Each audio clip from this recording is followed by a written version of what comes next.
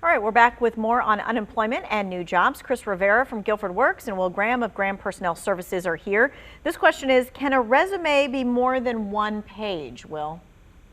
Oh, yeah, yes, it can. It can be 1 page, 2 pages, 3 pages, depending on your experience. I think I understand it's a very good question, but I wouldn't let that stop you in the least.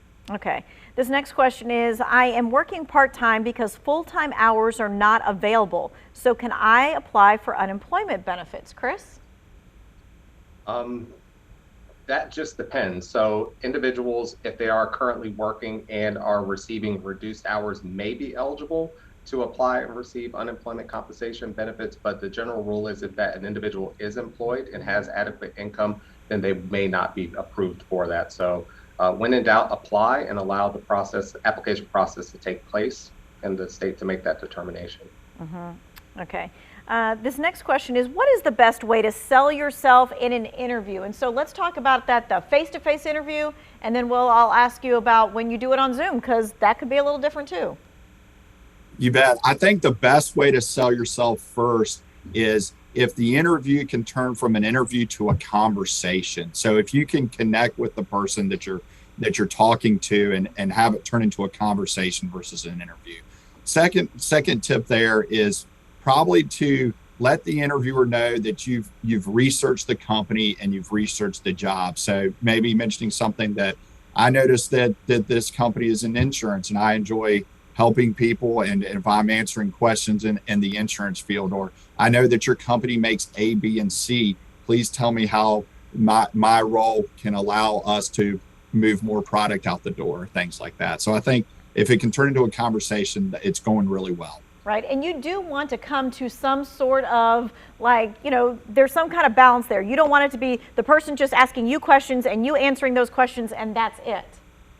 Yeah. I think if you can be loose, right? If you're too stiff, I think it's not gonna sell yourself well. But if you're loose, then that's really good. And a way that you feel good about being comfortable is that you've prepared for the interview. So you've looked into it. You know your resume. You've had a friend look at your resume, and they've given you some feedback. You know the company.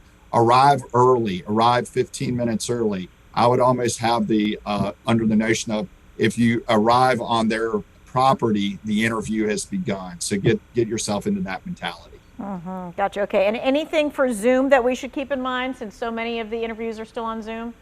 Yeah, they are certainly happening on Zoom, and not everybody's done those. So it is a little harder to connect, but it's just, I think you follow the same principles and concepts, it'll go just fine.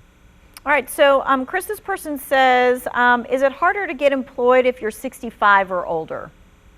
Yeah, I wouldn't think so. I mean, at that age, you have been in the workforce for a very long time and certainly have a lot of varying skills that can be offered to employers. So despite age, I would certainly lead with your experience and what it is that you will bring to the occupation or the company that you're looking to apply for.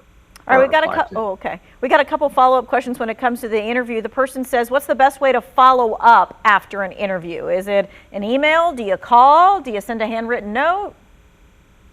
I think all of those are good. I think number one, following up is just the right way to do it. So typically email is more common, right? Especially if you're interviewing someone, to ask for their business card or their contact information. But email is fine. If it's in a sales or marketing role, that something's more personable and human facing, then I think a phone call or even a handwritten note certainly makes you stand out. So it's just kind of depending on the situation and the role.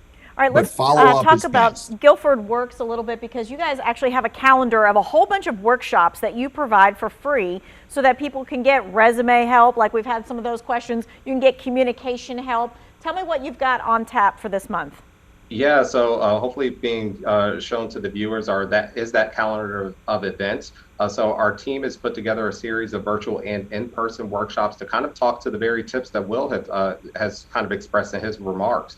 Our team will work with individuals to help you build resumes for specific positions, help you guide you through how you look for jobs on varying platforms, and then also, how to interview in multiple platforms, in person, Zoom, over the phone, and things like that, keywords that you'll want to focus on and things of the like. And then we're really excited to have added a LinkedIn and networking workshop in which the team will work with individuals to build out that LinkedIn profile that will maximize your visibility and help you in that job search as well. So all of those can be found on the guilfordworks.org/events website.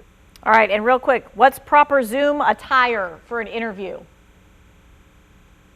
I say shirt, tie, or something business casual professional.